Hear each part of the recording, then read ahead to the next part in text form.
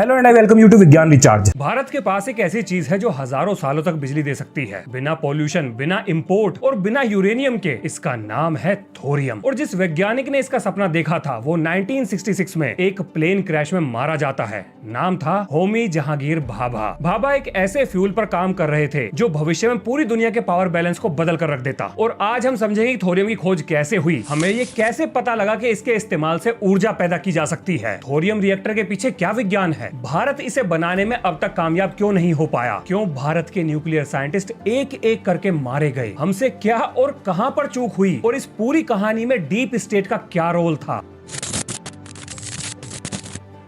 सन 1828 में नॉर्वे के छोटे से लोविया नाम के गांव में एक मार्टिन थराने एस्मार्क नाम के व्यक्ति एक दिन शिकार करने के लिए निकलते हैं। वैसे भाई साहब चर्च में प्रीस्ट का काम करते थे, तो जी ये नाव उठाकर बंदूक भरकर नदी किनारे बत्तखों का शिकार करने पहुंच गए। वहीं पर इनकी नजर एक काले रंग के चमकदार पत्थर पर पड़ी। भाई साहब ने उसे उठा लिया, फिर अपने पिताजी को दिखाया। इनके पिताजी पेशे से जियोलॉजिस्ट थे, और जब उनके ये बात पल्ले ना पड़ी कि ये पत्थर क्या है, तो भाई साहब ने उस पत्थर के टुकड़े को जेकब बर्जेलियस यानी कि नॉर्वे के मशहूर रसायन पंडित यानी केमिस्ट को ये टुकड़ा भिजवा दिया। अपने केमिस्ट भाई साहब इस पत्थर के साथ केमिस्ट्री की सारी तिकड़मबाजी लगा देते हैं और उसके बाद बताते हैं कि भैया ये तो नया एलिमेंट है। और फिर इस एलिमेंट का नाम तूफानों के देवता थॉर के ऊपर थोरियम रख दिया गया। तो ये तो थी इसकी खोज की कहानी। अब जानते हैं उस कहानी को जिससे हमें ये पता लगा कि थोरियम को न्यूक्लियर फ्यूल की तरह इस्तेमाल किया जा सकता है। देखो आपको पता होगा कि हिरोशिमा पर यूरेनियम 235 का बॉम्ब गिराया गया था और नागासाकी पर प्लूटोनियम 239 का बॉम्ब गिराया गया था। लेकिन क्या कभी आपने ये सोचा कि इन दो ही एलिमेंट का इस्तेमाल हमने गोला बम बनाने में क्यों किया? मतलब वैज्ञानिकों की थाली तो रेडियो एक्टिव एलिमेंट्स यानी कि धमाका करने वाले माल मसालों से भरी पड़ी थी। फिर इन्हीं दोनों में ऐसा क्या खास था, आइए बताता हूँ। लियो सिजलार्ड ने एल्बर्ट आइंस्टाइन के कान भर दिए कि महाराज अमेरिकी राष्ट्रपति रूजावेल्ट को पत्र लिखो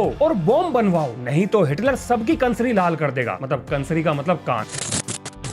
तारीख थी 2 अगस्त 1939। फिजिक्स के फूफा ने चेतावनी भरा पर्चा छाप मारा। पत्र पढ़कर रूजावेल्ट ने न्यूक्लियर रिसर्च को तेज करवा दिया। अब कहानी में एंट्री होती है डॉक्टर ग्लेन सीबोर्ग की, यानी एक न्यूक्लियर केमिस्ट। रूजावेल्ट ने रिसर्च के लिए बजट दे दिया तो इनके हाथ एक साइक्लोट्रॉन नाम का खिलौना लग गया और ये जमकर उससे खेले। साइक्लोट्रॉन एक पार्टिकल एक्सेलरेटर है और उसके बारे में हमने तो 12th में पढ़ा था, और अब पता नहीं आजकल सिलेबस में है या नहीं। वैसे अगर ना पता हो तो इंटरनेट पे सर्च कर लेना, मिल जाएगा। अब इन भाई साहब ने एलिमेंट्स का जीना हराम कर दिया। मतलब जितने भी रेडियो एक्टिव एलिमेंट्स थे सबके ऊपर साइक्लोट्रॉन की मदद से न्यूट्रॉन को दे मारा, जिसका नतीजा निकला कि नेचुरल यूरेनियम यानी कि यूरेनियम 238 प्लूटोनियम में बदल गया। और जब थोरियम के ऊपर न्यूट्रॉन मारा गया तो पहले वो प्रोटेक्टिनियम और उसके डिके के बाद यूरेनियम 233 में बदल गया। अपने वैज्ञानिक ने देखा कि प्लूटोनियम और थोरियम से बनने वाला यूरेनियम 233 दोनों चेन रिएक्शन कर सकते हैं। और अब जो बताने जा रहा हूं उसे बहुत ध्यान से सुनिएगा। जानकारी टेक्निकल है इसलिए थोड़ी सी बोरिंग है, पर 1 मिनट के अंदर निपटा दूंगा। प्रकृति में यूरेनियम 238 भरपूर मात्रा में पाया जाता है। इससे बॉम्ब तो ना बनता क्योंकि ये चेन रिएक्शन नहीं कर सकता। तो सवाल आया कि चेन रिएक्शन कैसे कराएं? तो जी जवाब मिला कि यूरेनियम 238 से 235 को अलग करो और बम गोला बना लो। लेकिन ये काम है बड़ा मुश्किल और इसी को एनरिचमेंट कहते हैं। अब अगर ये काम मुश्किल है तो कोई और तरीका भी ढूंढा गया होगा। बिल्कुल ढूंढा गया है, वो सुनिए। तो जी दूसरा तरीका है कि यूरेनियम 238 पर न्यूट्रॉन दे मारो, वो प्लूटोनियम में बदल जाएगा और ये चेन रिएक्शन कर सकता है। अब इस पर न्यूट्रॉन देकर कैसे मारे? तो ये काम होगा न्यूक्लियर रिएक्टर के अंदर। अब आप सोच रहे होंगे ये तो आसान है, चलो इसी को कर देते हैं। नहीं भाई साहब, प्लूटोनियम के साथ समस्या ये है कि इसका बॉम्ब बनाना मुश्किल है। देखो न्यूक्लियर बॉम्ब दो तरीके के होते हैं, एक गन टाइप और दूसरा इंप्लोजन टाइप। वैसे ये दोनों कैसे काम करते हैं इसकी जानकारी मैं अपनी पिछली वीडियो में दे चुका हूँ, इसका थंबनेल आपको यहीं कहीं ऊपर दिखाई दे रहा होगा। अब इन दोनों बॉम्ब में जो गन टाइप वाला है उसे बनाना आसान है, लेकिन गन टाइप वाले में हम प्लूटोनियम का इस्तेमाल नहीं कर सकते। इसका भरोसा नहीं है कि ये कब फट जाएगा, इसमें बड़ा रिस्क है। इसीलिए गन टाइप वाले में यूरेनियम 235 और इंप्लोजन वाले में प्लूटोनियम का इस्तेमाल किया जाता है। अब अगर आपके दिमाग में खिचड़ी पक गई है तो दोबारा सुनो। देखो प्रकृति में मिलने वाले यूरेनियम 238 से बॉम्ब बनता ना, यूरेनियम 235 आसानी से मिलता ना। प्लूटोनियम आसानी से तो मिल जाएगा लेकिन इसका बॉम्ब बनाना बड़ा मुश्किल है। अब एक ऑप्शन बचता है, वो है यूरेनियम 233, लेकिन इसमें भी यूरेनियम 232 की मिलावट है जिसे अलग करना नामुमकिन है,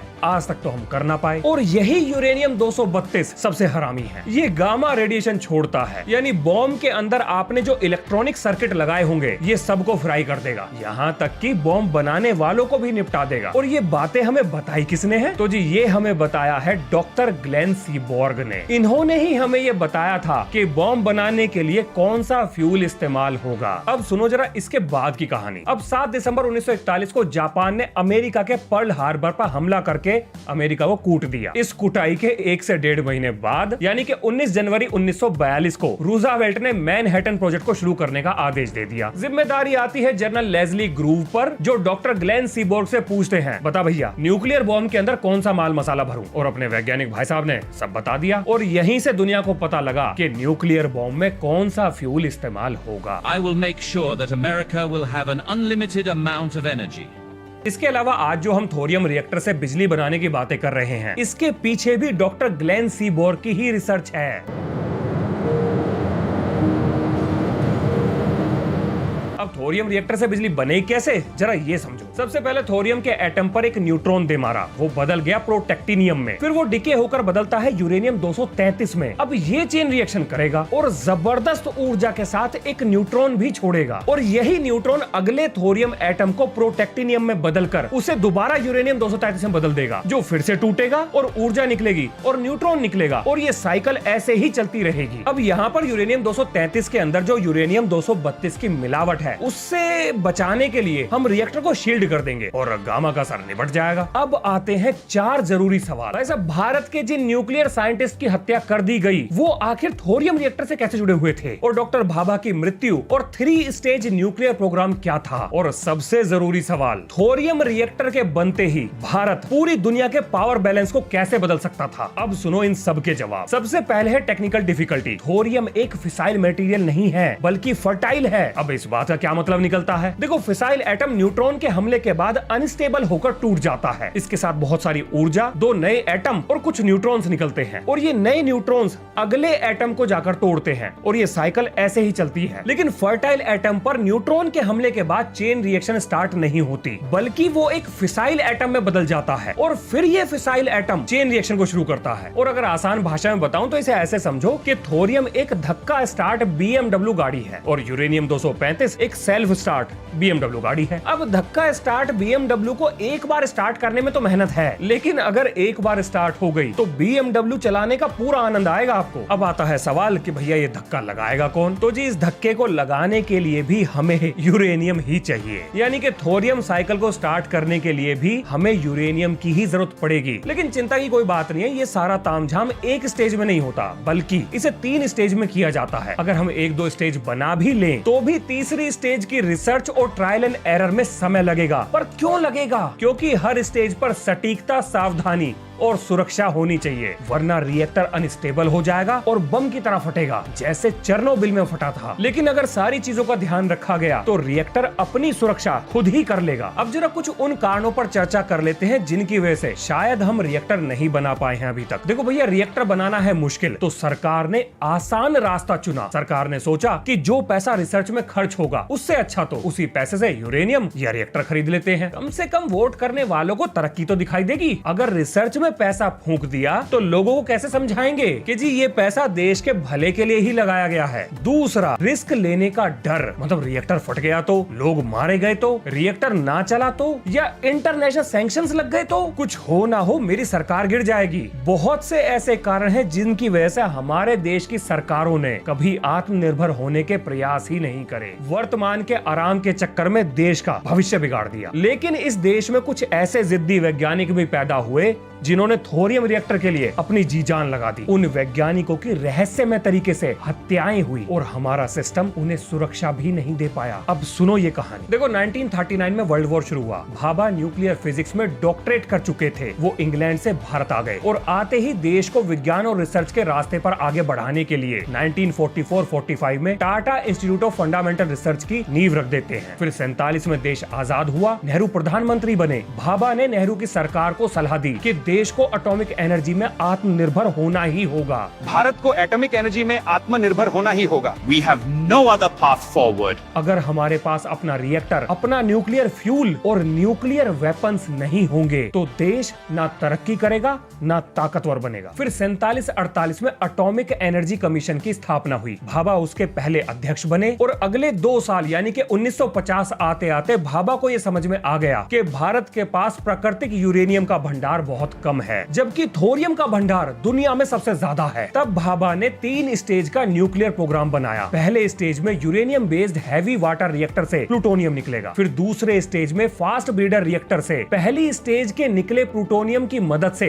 थोरियम को यूरेनियम 233 में बदला जाएगा। फिर तीसरी स्टेज में इस दूसरी स्टेज से निकले यूरेनियम 233 की चेन रिएक्शन को शुरू करके ऊर्जा निकाली जाएगी। भाभा को ये बात बहुत अच्छे से पता थी कि अगर भारत परमाणु हथियार बनाएगा तो भारत पर प्रतिबंध लगेंगे और हमें परमाणु ईंधन और रिएक्टर बनाने का सामान दुनिया में कोई नहीं बेचेगा। इसीलिए भाभा ने नेहरू को सलाह दी कि भारत को किसी भी अंतरराष्ट्रीय परमाणु गठजोड़ से दूर रहकर अपना खुद का रिएक्टर और फ्यूल तैयार करना चाहिए। इसका फायदा ये होगा कि अगर कल को भारत पर प्रतिबंध लग भी जाते हैं तो इससे भारत की एनर्जी सिक्योरिटी पर कोई असर नहीं पड़ेगा, क्योंकि हमने सब कुछ खुद ही बनाया होगा। और अब जो मैं बताने जा रहा हूँ उसमें डेट्स को बहुत ध्यान से सुनिएगा। ये तारीखें ही सारे तार अपने आप जोड़ देंगी। 1954 में भाभा एटॉमिक सेंटर में न्यूक्लियर रिसर्च रिएक्टर डिजाइन और फ्यूल साइकिल पर काम शुरू हो जाता है। इसके बाद 2 साल के अंदर ही भाभा ने भारत का पहला न्यूक्लियर रिएक्टर अप्सरा 1956 में बनाकर तैयार कर दिया। इसके बाद भाभा थोरियम रिएक्टर बनाने के अपने मिशन में जुट गए। फिर 1964 में एक सीक्रेट रिपोर्ट के खुलासे ने भारत की नींद उड़ा दी। खबर थी कि भारत का पड़ोसी चाइना न्यूक्लियर टेस्ट करने वाला है। नेहरू बीमार चल रहे थे और जनवरी के महीने में ही अस्पताल में भर्ती कर दिए गए थे। भारत चाइना से 1962 की जंग हार चुका था, तो किसी भी मिलिट्री एक्शन का तो सवाल ही पैदा नहीं होता। पूरी सरकार में कोई भी ये निर्णय नहीं ले पा रहा था कि क्या करें। 27 मई 1964 को नेहरू जी का देहांत हो जाता है और फिर 9 जून 1964 में लाल बहादुर शास्त्री भारत के दूसरे प्रधानमंत्री बनते हैं। भाई साहब क्या जबरदस्त आदमी थे वो, क्योंकि भाई साहब प्रधानमंत्री बनते ही शास्त्री जी ने भाभा को अंडरग्राउंड न्यूक्लियर टेस्ट की तैयारी करने के लिए कह दिया। इसके ठीक 3 महीने बाद 16 अक्टूबर 1964 में चाइना अपना पहला न्यूक्लियर टेस्ट करता है। भारत अपनी तैयारी कर चुका था और यहीं पर डॉक्टर होमी जहांगीर बाबा से सबसे बड़ी गलती हो जाती है। वो ऑल इंडिया रेडियो पर ये अनाउंस कर देते हैं कि अगर भारत सरकार हरी झंडी दे तो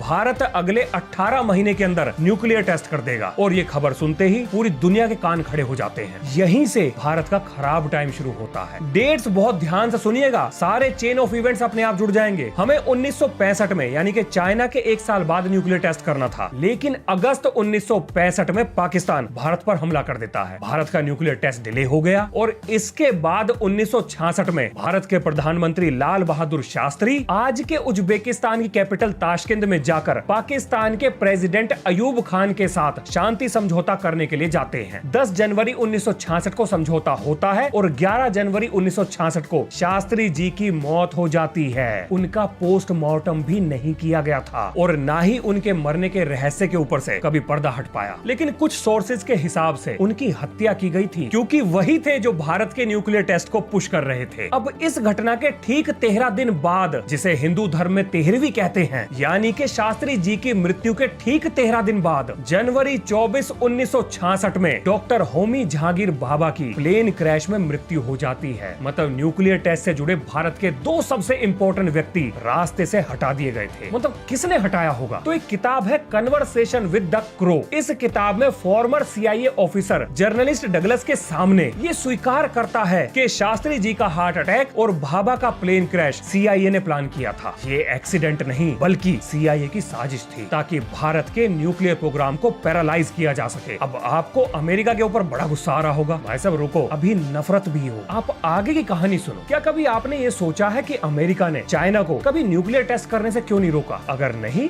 तो जरा भाई साहब ये सुनो, इस पूरी कहानी के तार जुड़ते हुए चले जाएंगे। USSR और चाइना के बीच में संबंध अच्छे नहीं थे। दोनों 1929 का युद्ध लड़ चुके थे और 1949 में USSR के पास भी न्यूक्लियर वेपन आ चुके थे। इसके बाद चाइना के ऊपर न्यूक्लियर वेपन बनाने का दबाव बढ़ता ही चला गया। क्योंकि ये दोनों देश बॉर्डर शेयर करते थे, तो चाइना को डर था कहीं न्यूक्लियर वेपन के दम पर सोवियत यूनियन उसकी जमीन न हथिया ले। अब अमेरिका को लगा कि अगर चाइना के पास न्यूक्लियर हथियार होंगे तो वो सोवियत के ऊपर दबाव बनाकर रखेगा। देगा। और इसीलिए अमेरिका ने चाइना को न्यूक्लियर वेपन बनाने से नहीं रोका। और इसके बाद सोवियत यूनियन और चाइना में 1969 का युद्ध भी हो गया था। लेकिन जब भारत न्यूक्लियर टेस्ट करने वाला था तो ये अमेरिका के एजेंडे को सूट नहीं करता था, क्योंकि हमारा झुकाव सोवियत यूनियन की तरफ था, तो इसीलिए अमेरिका हमारे खिलाफ था। आप जरा सोच कर देखो, ये सारी घटनाएं एक दूसरे से जुड़ती हुई नहीं लगती। मतलब 65 में हम न्यूक्लियर टेस्ट करने वाले थे, उसके बाद 65 में ही पाकिस्तान हमला करता है, 1966 में शास्त्री जी की हत्या होती है, 1966 में ही डॉक्टर होमी जहांगीर बाबा का प्लेन क्रैश होता है। क्योंकि इन सारी चीजों से भारत का न्यूक्लियर प्रोग्राम डिले हो गया। लेकिन जरा एक बार के लिए ये सोचो कि आखिर पाकिस्तान ने भारत के ऊपर हमला किसके कहने पर किया होगा, और शास्त्री जी और डॉक्टर भाभा की हत्या की साजिश किसने रची होगी। मुझे लगता है आपको इन सभी बातों का जवाब मिल गया होगा कि इस पूरी कहानी के पीछे मास्टरमाइंड कौन है। इस पूरे खेल ने भारत के थोरियम साइकिल के सपने को कई दशकों पीछे धकेल दिया। और ये अकेली हत्या नहीं थी। अब ये सुनो, लोकनाथन महालिंगम कलिंगा प्लांट में रिएक्टर कंट्रोल सिस्टम पर काम कर रहे थे, अचानक से गायब हो गए। फिर कुछ दिन बाद उनकी बॉडी मिली। रवि मूले भाभा एटॉमिक रिसर्च सेंटर के रीप्रोसेसिंग एक्सपर्ट थे, जो लैब फायर में जलकर मर गए।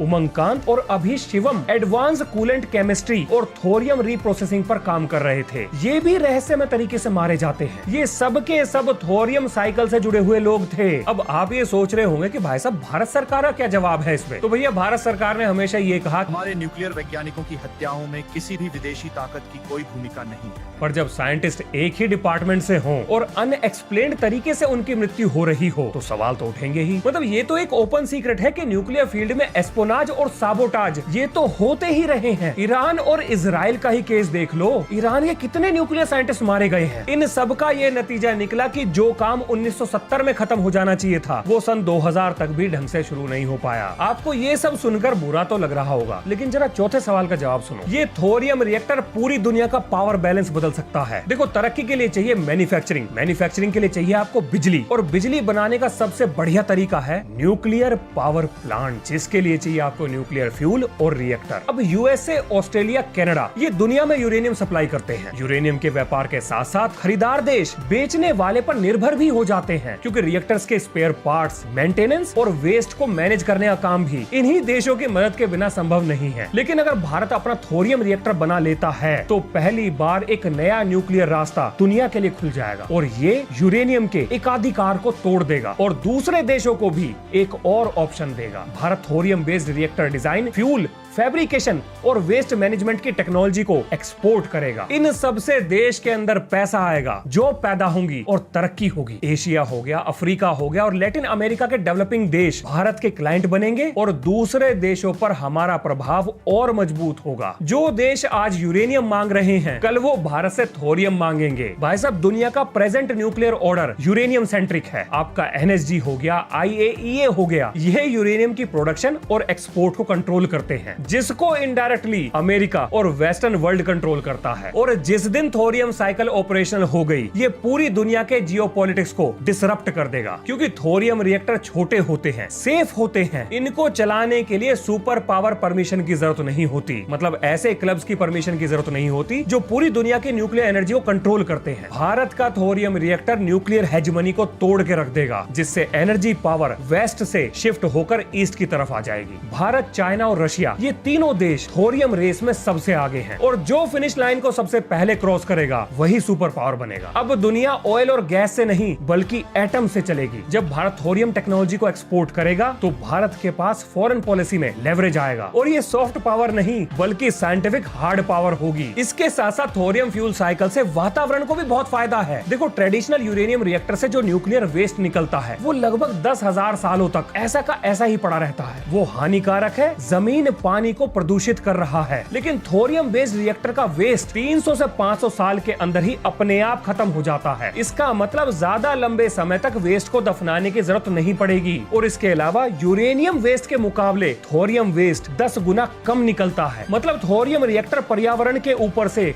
बोझ को बहुत कम कर देगा। इसकी सुरक्षा भी बड़ी जबरदस्त है। अगर इसे ठीक से सेटअप कर लिया जाए, तो ओवर हीट होने पर ये अपने आप ही रिएक्शन को स्लो कर देता है। मतलब फुकुशिमा और चेर्नोबिल जैसे हादसे कभी नहीं होंगे। आप अगर गूगल पर सर्च करोगे तो वहाँ पर आपको लिखा हुआ मिल जाएगा कि ठीक से सेटअप करने के बाद इसमें ब्लास्ट होना नामुमकिन है। इन रिएक्टर्स को वॉक अवे सेफ कहा जाता है, मतलब अगर ह्यूमन ऑपरेशन फेल भी हो जाए तो रिएक्टर खुद ही अपने आप को बंद कर लेगा। देखो, भारत की नेवी के पास न्यूक्लियर सबमरीन है, अगर उसके अंदर हम अपने द्वारा बनाया गया थोरियम रिएक्टर लगा दें तो 10-15 सालों तक हमें रिफ्यूलिंग की जरूरत नहीं पड़ेगी। मतलब भारत का समुद्री रक्षक देश के फ्यूल से चलेगा। इसके अलावा इसरो और Bhabha atomic research centre lunar और मार्स मिशन के लिए भी थोरियम रिएक्टर का इस्तेमाल कर सकते हैं। यहाँ तक कि मून के डार्क साइड पर ऊर्जा के लिए थोरियम रिएक्टर का इस्तेमाल किया जा सकता है। भारत के लिए थोरियम रिएक्टर एक डुअल बेनिफिट है। इससे हमारे देश में प्रदूषण को कम करने में मदद मिलेगी और क्योंकि हमारे पास दुनिया में इसका सबसे बड़ा भंडार है तो हमारे देश की ऊर्जा जरूरतें इसकी मदद से पूरी हो जाएंगी। अगर भारत थोरियम रिएक्टर चला लेता है तो दुनिया की ऊर्जा नीति, जियोपॉलिटिक्स और इकोनॉमी सब बदल जाएगी। बस उम्मीद करो कि कोई समझदार व्यक्ति इस बात को समझ ले। तो ये है इस वीडियो का अंत। मिलते हैं नेक्स्ट वीडियो में। जय हिंद, जय भारत।